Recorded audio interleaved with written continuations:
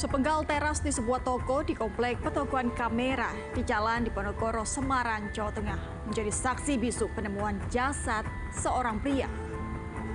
Sejuta tanya pun menyeruak, apa yang sebenarnya menjadi penyebab kematian pria tersebut?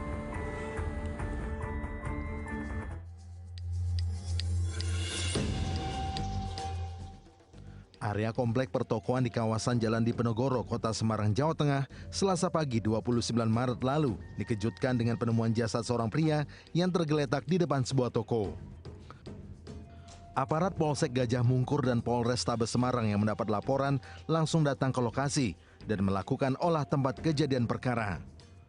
Polisi sampai menurunkan anjing pelacak untuk menguak kasus pembunuhan ini.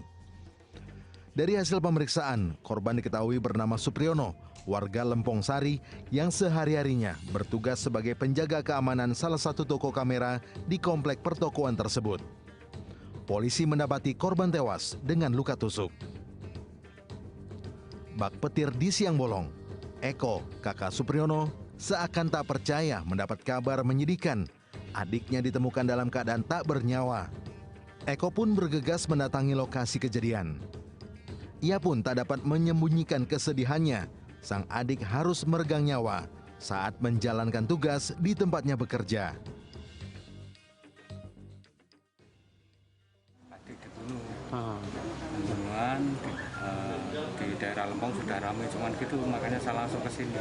Coba lihat, ngecek dulu, ternyata memang benar terjadinya seperti itu. Sejak ini sudah lama, Mas? Ya? Ini korban sudah lama ke sini? Sekitar 6 bulanan. Baru. Tiap hari kerja apa? Dia jadwalnya seminggu 2 kali. Dari jam? Dari jam 6, berangkat dari rumah jam 6, pulangnya jam 7 pagi.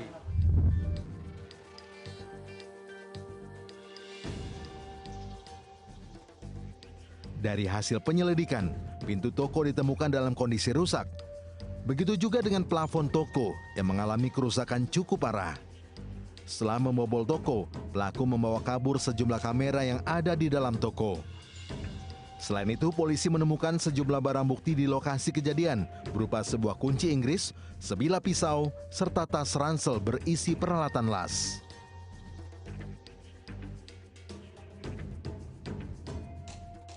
Dari penyelidikan awal kita temui ada tanda-tanda tusukan pada korban, kemudian kita temui juga ada barang bukti terkait pisau yang digunakan untuk menusuk, diduga pisau yang digunakan untuk menusuk, terusnya juga ada alat las, juga ada barang-barang tersangka yang diduga tertinggal sejumlah 1 ransel dengan segala peralatan isinya.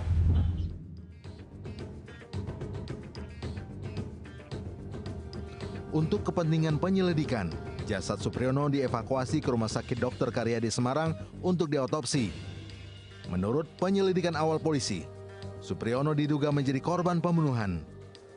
Jika Supriyono memang tewas dibunuh, lantas siapa orang yang begitu tega menghabisi nyawa satpam toko kamera tersebut? Dari Semarang, Jawa Tengah, Aji Pasa Lukadinata, Tenbek Crime, RTV. Usai mengetahui identitas korban, polisi pun berpacu dengan waktu demi mengungkap kematian pria yang berprofesi sebagai satpam tersebut. Tak butuh waktu lama, polisi akhirnya dapat memecahkan misteri dan menemukan fakta mencengangkan dari kematian korban.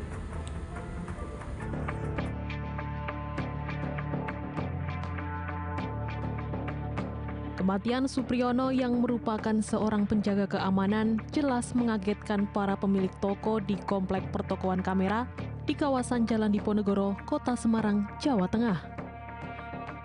Target diperkirakan mau keluar mengendari Supra X. Kerja keras aparat kepolisian dari Direktorat Reserse Kriminal Umum Polda Jawa Tengah akhirnya membuahkan hasil.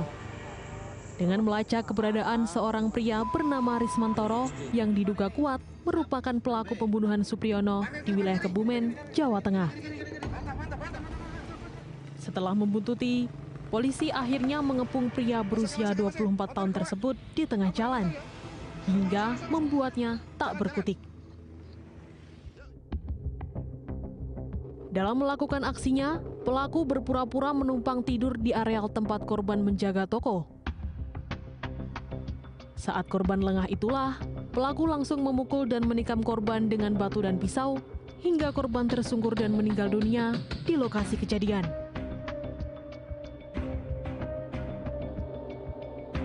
Pelaku kemudian berusaha membobol pintu besi toko menggunakan las yang dibawanya. Namun, upayanya gagal. Pelaku pun akhirnya masuk melalui plafon toko, lalu menggasak kamera dan lensa yang berada di etalase toko.